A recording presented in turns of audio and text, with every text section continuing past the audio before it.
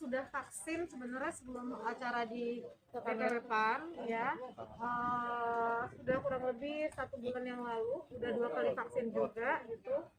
Dan bersyukur karena punya kesempatan, karena aku yakin banget banyak sekali yang mau vaksin tapi nggak punya kesempatan. Jadi sayang sekali kalau yang punya kesempatan tapi tidak mau vaksin menurut aku. Jadi ini vaksin kedua? Aku sudah vaksin dua-duanya, cuma hari ini hadir karena memang aku di PAN sekarang dan aku rasa ini acara yang baik dan apa kalanya aku hadiri karena juga memang ini gagasan dari Mas Eko selaku ketua DPP PAN. Bisa ada persiapan sendiri nggak sih kamu untuk melakukan vaksin sebelumnya? Sebelumnya itu seperti yang kita selama ini tahu gitu, jadi sebelum vaksin aku tidurnya cukup, jadi maksudnya nggak begadang dulu, terus makan minum vitamin yang yang cukup gitu ya, secukupnya, jangan berlebihan juga. Terus besoknya aku tidak melakukan kegiatan berlebih karena nggak tahu kan efek ke badan kita. Kebetulan aku Sinovac kemarin, kan yang kita tahu yang efeknya agak keras kan AstraZeneca ya sejauh ini ya. Kebetulan kemarin Sinovac dan aman-aman aja. Nggak ada efek berlebih kok. Aku sudah kena juga sekali, jadi udah kena dulu, kemudian vaksin udah 2 kali. Mudah-mudahan ya terjaga, tapi nggak bisa tak kabur juga karena kan kita nggak tahu virus sekarang banyak banget variannya. Tapi Kak, sejauh ini apa sih yang membuat kakak tuh kekhawatirannya, kan karena udah pernah COVID juga tuh, yang membuatnya untuk ikut vaksin? Ya karena ini virus baru, pasti yang maksudnya saintis, dokter segala macam itu masih dalam proses mempelajari. Jadi kalau masih mempelajari kan gimana ya, kita aja yang ibaratnya gini loh, penyakit yang udah lama yang udah kita tahu cara penyembuhannya aja orang bisa tidak sembuh, misalnya DBD gitu. Apalagi hal baru yang masih sambil dipelajari, varian-variannya masih banyak banget yang katanya karena kan bermutasi virusnya, masih mungkin banget ada yang varian ini varian itu yang katanya kalau kita belum kena itu kita bisa kena lagi ya. Jelas aku takut sekali, takut tapi tidak berlebihan ya, maksudnya bukan jadi bodo amat lah, nggak gitu, tapi tetap mawas diri. Kan lagi PPKM juga nih Kak. Betul.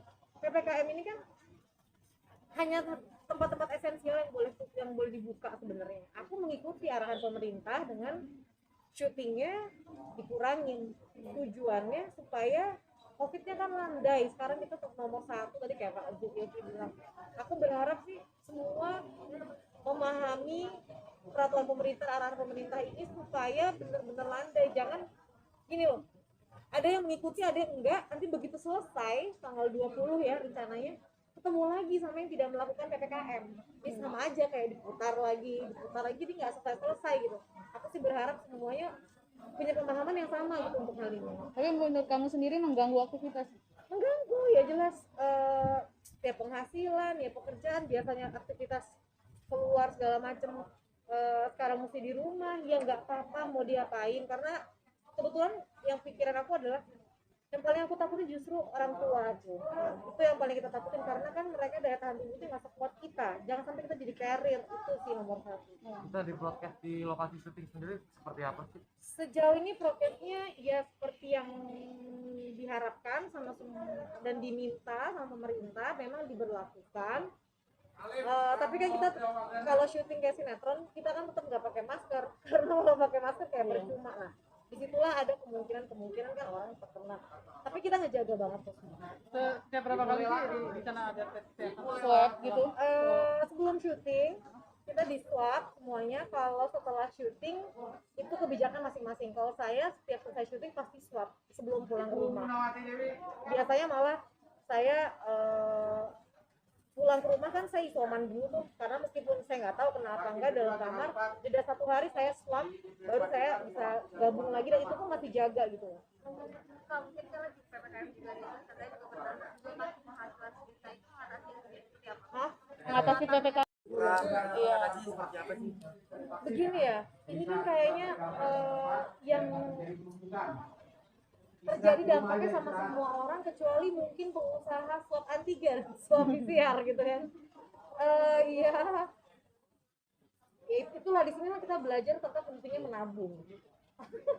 Jatuhnya ke sana. Kalau kita memang mau lihat lagi, ya ini udah dipaksa untuk nggak bisa melakukan aktivitas. Kalaupun ada 1-2 terpaksa diambil, ya bukan terpaksa, maksudnya kayak aduh daripada nggak ada pemasukan misalnya gitu ya, ya itu kan ibaratnya kita keluar kayak ngelawan perang gitu nih. Ya itu pentingnya menabung, dan sekarang harus cermat melihat peluangnya. Biasanya kita ngelihat cuman satu sudut pandang aja. Oh gue biasanya keluar cuma ibaratnya dari jendela nih, cari oh ada jendela lain, mungkin ada pintu lain. Kita kayak diajarin untuk kayak gitu deh, jadi jangan terpaku sama satu pekerjaan aja. Kayaknya ini kayak dipaksa untuk memahami bahwa beradaptasi, oh sekarang kayak gini kondisinya, apa nih yang bisa dilakuin menghasilkan tapi dalam kondisi yang seperti sekarang gitu ya, harus berpikir. Tapi kita untuk menjaga imunitas kamu kan protein segala macam, ada vitamin khususnya apa olahraga juga? Aku minum vitamin yang teman-teman tahu ada yang mengandung zinc, vitamin C, vitamin D, katanya paling bagus. Kadang aku berjemur jam 9 sampai jam 10 gitu, maksudnya diantara itu kalau aku nggak jemuran aku minum vitamin D3. Makanan ya masih nggak segitu menjaganya, maksudnya bukan ya aku kurang suka makan buah atau sayur ya kadang-kadang mas, tapi vitamin terus sih. Tapi kalau makanan biasanya bawa dari rumah apa tetap jajan di luar? Suka nggak suka kalau syuting tidak bisa bawa dari rumah karena nanti rasanya nggak enak kalau udah lewat berapa jam gitu.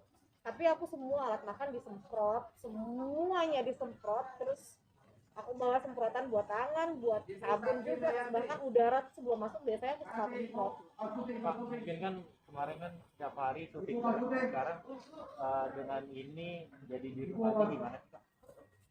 Adaptasi ya, penyesuaian, agak aktivitasnya berkurang tuh penyesuaian dan agak kaget sebenarnya. Maksudnya kayak aduh jadi males ya, jadi ini ya, jadi asam lambung naik karena mikir jadinya kan. Terus tapi aku pikir-pikir nggak boleh gitulah, banyak kok orang yang jauh lebih kesulitan daripada aku. Kalau aku ngeliat kesulitan diri aku sendiri nggak ada habisnya, lihatnya kesulitan orang lain. Jadi aku rasa enggak lah, kita bisa kok gitu. Nggak mungkin Tuhan kasih cobaan yang bikin semua manusia itu tidak bisa melewatinya. Private aku lakukan karena aku sadari banyak banget di sekeliling yang membantu, dan aku mengutamakan yang sekeliling aku gitu, dari area rumah, teman-teman di lokasi.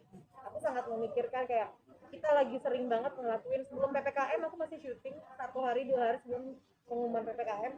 Kita sering bikin door prize yang sifatnya sebenarnya seru-seruan, tapi tujuannya misalnya sampai nggak bisa syuting, at least kita kasih sesuatu ya, beras, minyak, apa segala macam, atau diutamakan kebutuhan rumah tangga yang diperlukan ketika PPKM gitu.